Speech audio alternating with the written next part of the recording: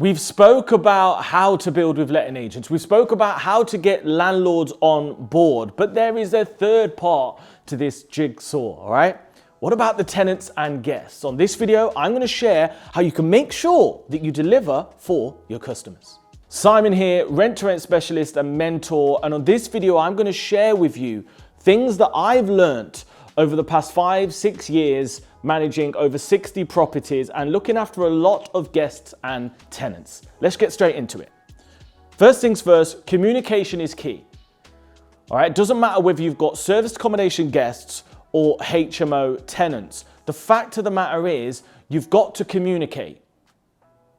And a lot of the time, if there's issues, but you're at least talking, you're at least being responsive, then you can work through them, because property, believe it or not, has a mind of its own at times. You're gonna have maintenance issues, you're gonna have leaks, you're gonna have certain scenarios, locks are gonna break and guests just won't be able to get in the house. That's okay, but you need to make sure your communication is responsive, it's fast, and you get on with it. The worst thing, right, there's nothing worse than trying to check into an Airbnb and having to wait 4 hours to hear back, and you're in London waiting for the check-in. Nightmare. So communicate well. Number 2, maintenance. All right.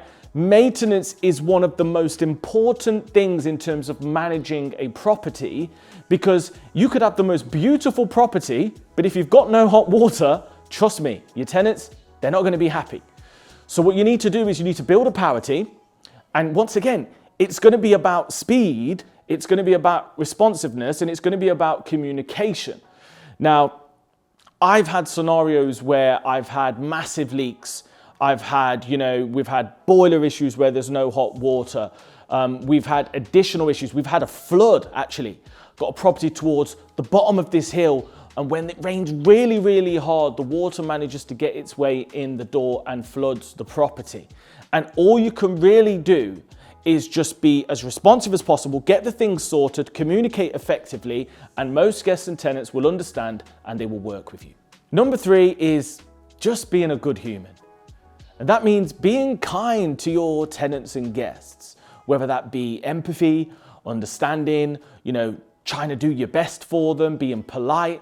All these things will go a long way in terms of making sure that their experience is good and making sure that they have positive feelings towards you, which means they're gonna recommend you to other people, they're gonna come back, they're gonna review you favorably.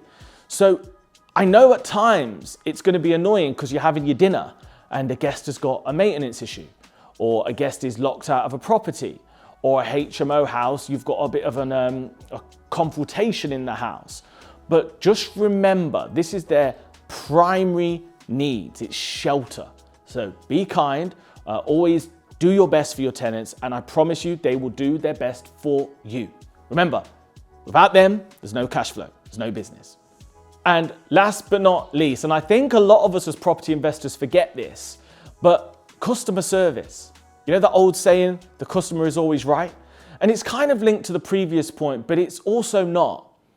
There are times when you're gonna have guests that are gonna be rude to you. You're gonna have tenants that are unreasonable. I've had so many scenarios where I've had to bend over backwards in order to do the right thing.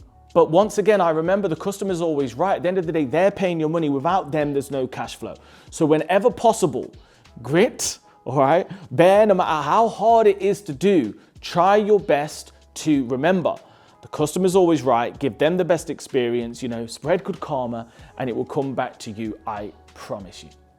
So I hope you found that useful. Now, some of you might not have your deal yet, all right? And if that's you, I've got over 400 videos helping you on this. I've got my book, Rent to Rent 2.0, that's available now.